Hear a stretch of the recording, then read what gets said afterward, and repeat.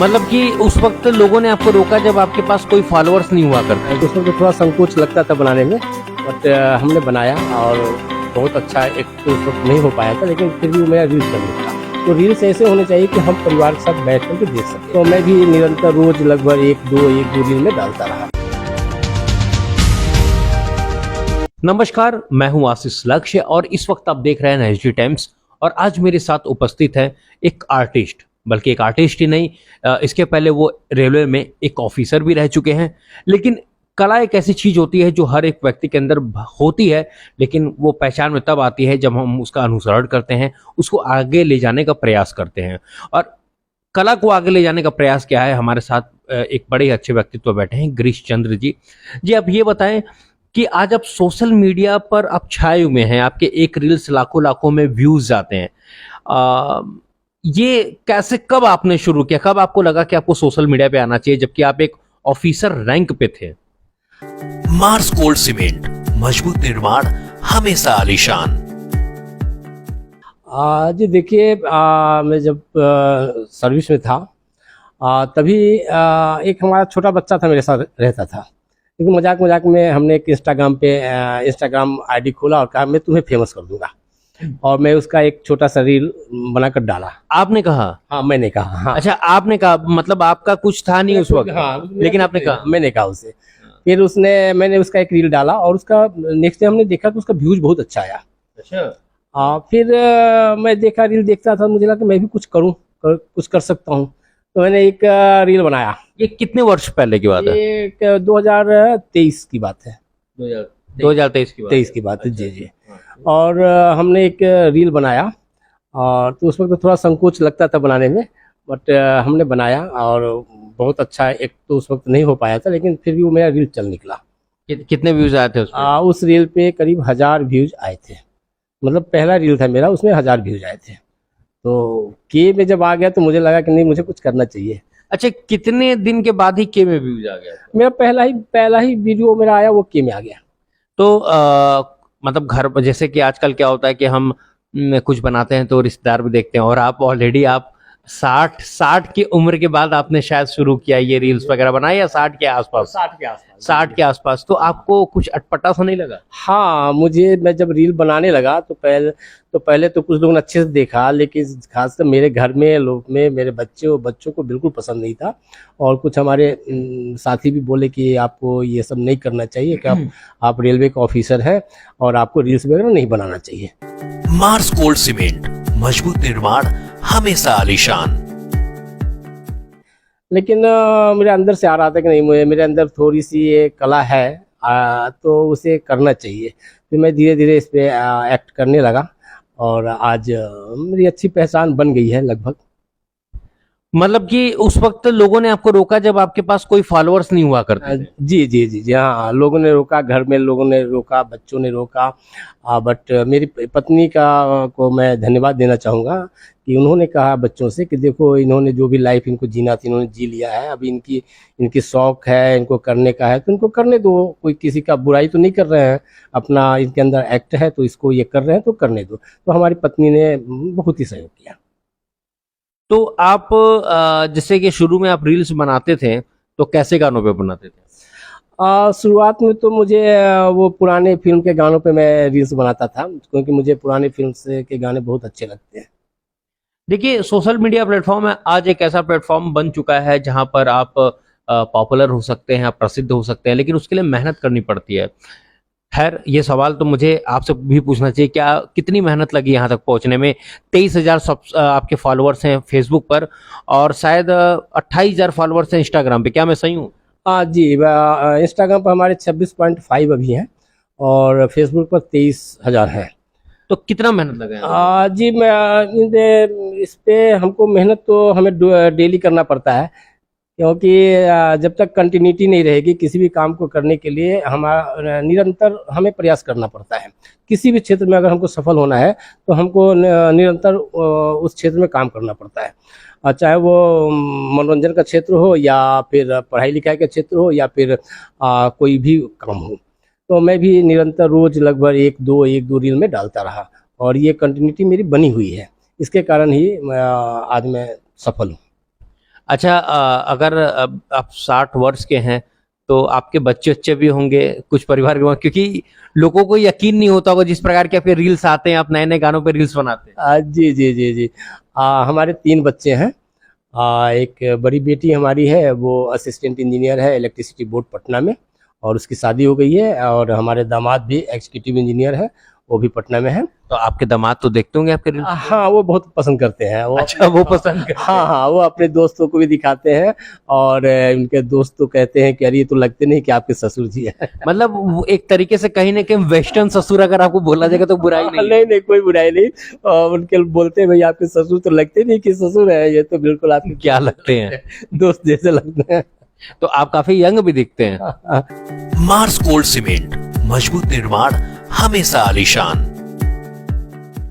ये हाँ, थोड़ा सा लोग कहते हैं कि मैं थोड़ा अपनी उम्र से कम दिखता हूँ, और इसका फायदा मुझे ये लगता है कि मैं सभी हीरो का रील बना लेता हूँ। तो चलिए, ये तो आपकी एक बेटी थी, और भी आपकी 2 बेटियां हैं हाँ, शायद। नहीं, एक हाँ। बेटी और है। वो एक बेटी मेरी एमएससी एग्रीकल्चर कंप्लीट कर ली है, और अभी प्रिपरेशन कर रही है वो जॉब के लिए। और बेटा है एक, वो एनआईटी इलाहाबाद से अभी एमटेक कर रहा है। तब तो देखा जाए तो जो आज यूथ है, आपके बच्चे भी हैं, शायद आपके बच्चों के भी इतने फॉलोअर्स नहीं है सोशल मीडिया पे। हाँ जी, हमारे बच्चे सोशल मीडिया से थोड़े दूर हैं, लेकिन हमको लगता है इनकी मम्मी बोलती है कि तुम लोग तो सोशल मीडिया पर हो ही नहीं है, तुम्हारे पापा तो ज्यादा मॉडर्न है तुम लोगों से। देखिए, पंडित दीनदयाल उपाध्याय नगर उत्तर प्रदेश का के चंदौली जिले के पंडित दीनदयाल उपाध्याय नगर में एक ऐसे व्यक्ति हैं जिनके फॉलोअर्स मतलब 23,000 फॉलोअर्स हैं फेसबुक पे, और 26 दशमलव समथिंग फॉलोअर्स हैं इंस्टाग्राम पे। कोई मजाक की बात नहीं है, क्योंकि गिरीश चंद्र जी जो हैं वो 60 वर्ष के हैं और उनके 3 बच्चे हैं, और वो अपने पारिवारिक जीवन सारी वो बिताने के साथ उसको व्यतीत करने के बाद रील्स बनाते हैं। और रिश्तेदारों ने शुरू में रोका, लेकिन उन्होंने कहा नहीं, बनानी चाहिए, और आज उनके इतने फॉलोअर्स हो गए। जी, ये बताइए कि आपके जवान दिखने का राज क्या है?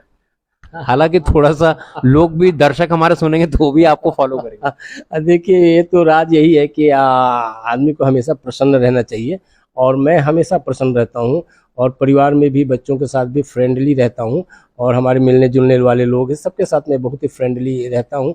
और सबसे बड़ा राज है कि आप हमेशा प्रसन्न रहेंगे ना, तो वो आपके चेहरे पे दिखेगा।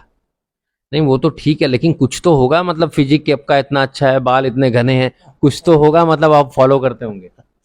हाँ, कुछ मतलब नेचुरल फॉलो जो आप करते हैं, कुछ daily diet? Mars gold cement, मजबूत निर्माण हमेशा आलीशान।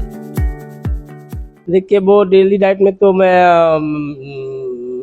बहुत ही नॉर्मल खाना खाता हूँ, और हर तरह का खाना खाता हूँ, और फल ज़्यादा खाता हूँ, और वॉकिंग करना, ये सब चीज़ें करने से शरीर फिट रहता है।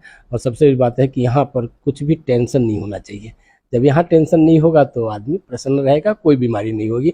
और मुझे अभी कोई बीमारी नहीं, ईश्वर की बड़ी कृपा है। शुगर, बीपी सभी मेंटेन है।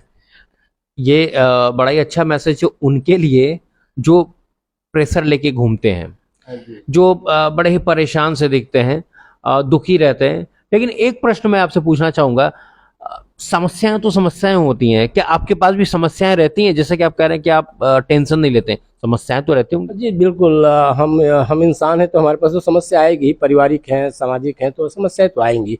लेकिन मैं एक बात सबको भी कहना चाहूँगा कि देखिए, एक उम्र के बाद से रिटायरमेंट तो नहीं होना है।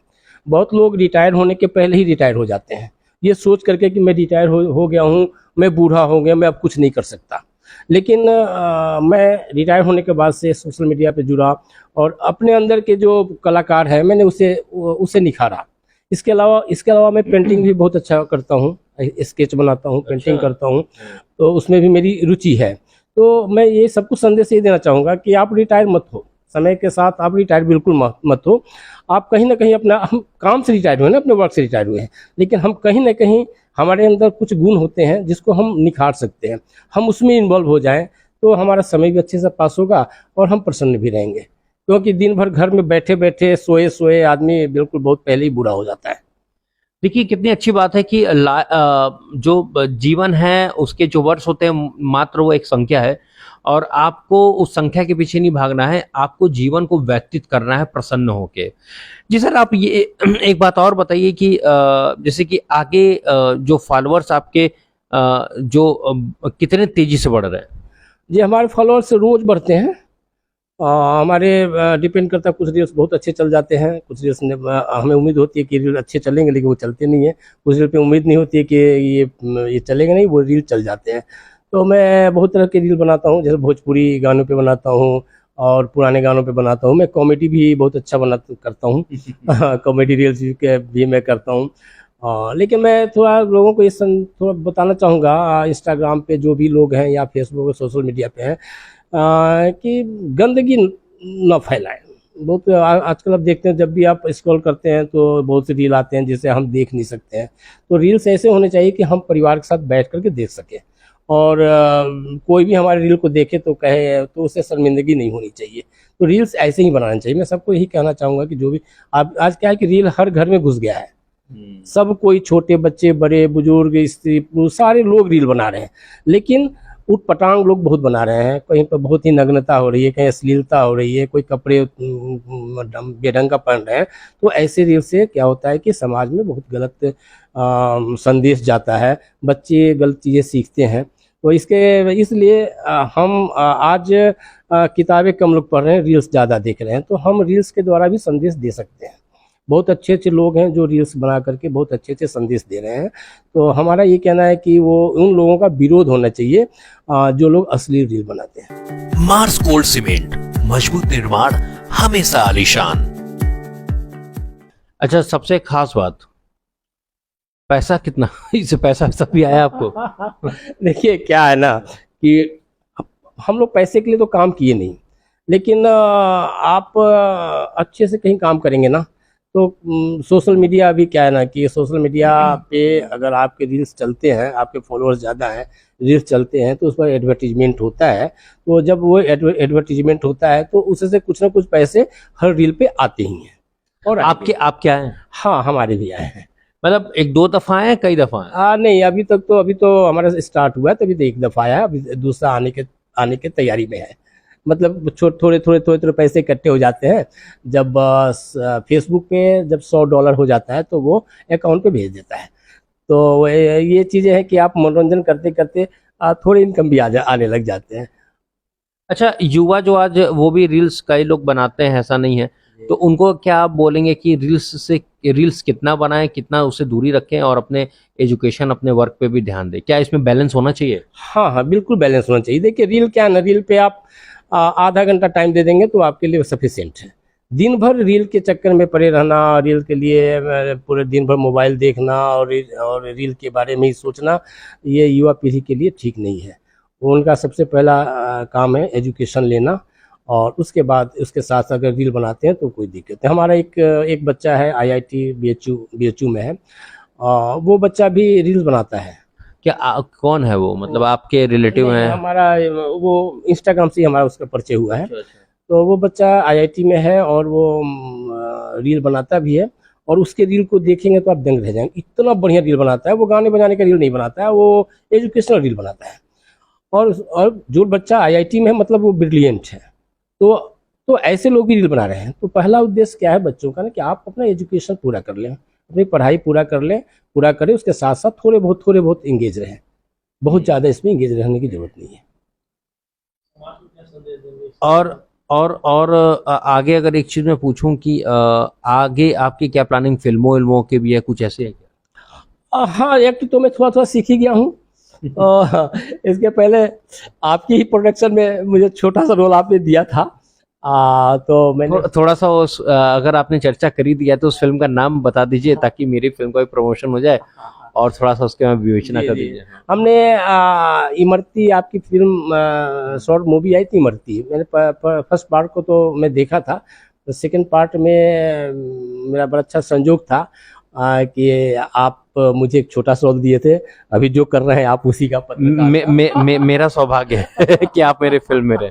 हाँ जी, आपने किया था, लेकिन आपको याद होगा कि उस छोटे से रोल को करने में मुझे कितनी परेशानी हुई थी। कैमरा को ऐसे रील्स बना लेना तो आम आम बात है, कैमरा के सामने अपने अकेले में जो भी एक्टिंग करना कर लेना, लेकिन फिल्म शूट करने में है दिक्कत। जो नहीं कैमरा फेस करना थोड़ा मुश्किल का काम है। हमने मुश्किल से हमको लगता है कि आधा मिनट का ही रहा होगा, लेकिन आपका रोल जो था। हाँ, जो मेरा रोल था।